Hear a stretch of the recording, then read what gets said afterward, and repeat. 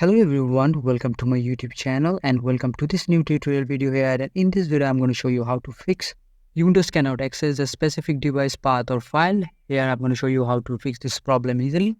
First of all, go to your start button here, right click it here and go to settings option here. And after that go to download update and security option here. And now go to Windows security option.